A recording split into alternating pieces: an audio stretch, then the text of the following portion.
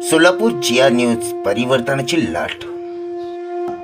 संत रोहिदास सामाजिक संघटना महाराष्ट्र राज्याच्या वतीने दक्षिण सोलापूरचे आमदार माजी मंत्री सुभाष बापू देशमुख यांच्या हस्ते दिनदर्शिका प्रकाशन सोहळा आयोजित करण्यात आला होता.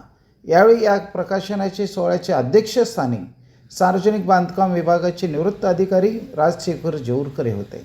यावेळी जिल्हा परिषदेचे पाणी पुरवठ्याचे कार्यकारी अभियंता संजय धनशेट्टी, लोक मंगल बँकेचे प्रल्हादजी कांबळे, रेल्वे मंडळचे अभियंता काकासाहेब भोसले, संत रोहिदास सामाजिक संघटनेचे विठ्ठलभाऊ वनमारे, शाहीर रमेश खाडे, जनता बँकेचे अशोक आगोणे, LICचे प्रशासकीय अधिकारी परशुराम शिंदे, वनमारे टेसर, पल्लवी कुलकर्णी आदी मंडळी या कार्यक्रमाच्या प्रमुख उपस्थित होत्या.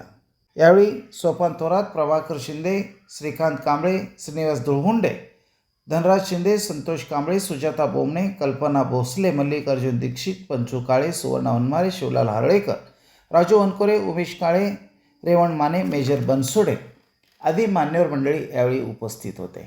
या कार्यक्रमाचे सूत्रसंचालन प्रदेश युवक अध्यक्ष हरिभाऊ वाघमारे यांनी केले, तर आभार शाहीर रमेश खाडे यांनी केले. की आमचा समाज हा वारकरी संप्रदायाशी निगडीत आहे. दगडफेकला मागं असणारा समाज आहे. कुठंही 14 हातारे असताना कोणावर अन्याय अत्याचार करून लुबाडणूक न करणारा आमचा समाज आहे. अधिकृत हातारे असताना रस्त्याच्या कडेला बसवानी सामाजिक भूमिका घेऊन स्वाभिमानाने जगणारा समाज आहे.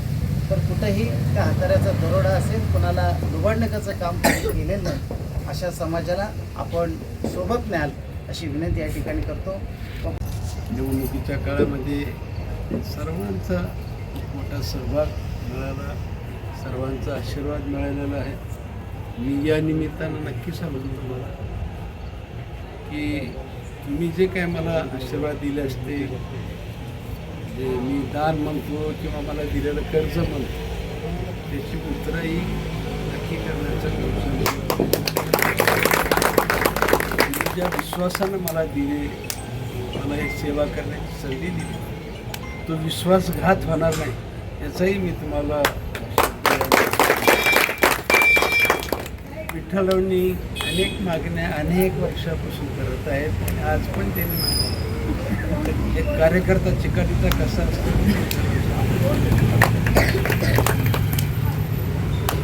जोपर्यंत एखादं काम होत नाही तोपर्यंत इच्छा सोडायची. माझी विठ्ठलावर विनंती आहे. आपल्या समाजाचे अनेक चांगल्या पदावर लोक आहेत, ते पण बसलेले लोक आहेत.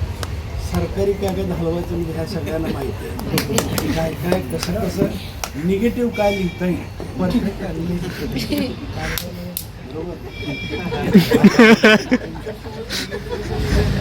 काय म्हणाला, एखादं का जर करायचं नसलं तर त्याला नकारात्मक घंटा कशी वाजवायची ही प्रशासनाने शिकलं पाहिजे. आमचं काम मम मनाचं असतं.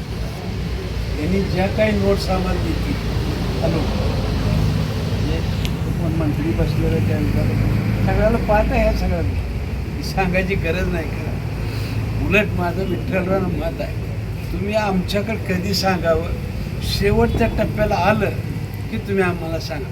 तोपर्यंत जे प्रस्ताव असतो इतका छान छान करून घेतला पाहिजे की तो फायनल अथॉरिटी जो असतो, अंतिम निर्णय घेणारा जो पदसिद्ध अधिकारी असतो किंवा मंत्री असतो, त्याला वाचल्यानंतर असं वाटलं पाहिजे की पटकन आपल्या प्रेमात पडला पाहिजे. म्हणजे त्याला मनात शंकासुद्धा असं जरा तुमची आणि सर्व ठिकाणी मी बघतोय तुमच्या समाजाची माणसं आहेत.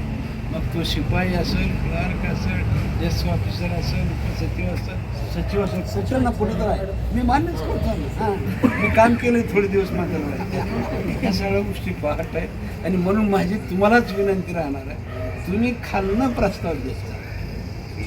शेवटी आपण जो अर्ज दिलेला असतो, आपण जो महापालिकेला दिला असेल तो अर्ज किंवा जिल्हाधिकाऱ्याकडे दिला, ते जिल्हाधिकाऱ्याकडून असा प्रस्ताव गेला पाहिजे की जेणेकरून विभागीय आयुक्त असतील, मंत्रालयातले अधिकारी असतील, सचिव असतील, त्यांनी सकारात्मक लिहिलं की फक्त मंत्र्याकडनं मामा म्हणून शिक्का मारून घ्यायची काम जबाबदारी माझी, अधिकाऱ्यांचं काम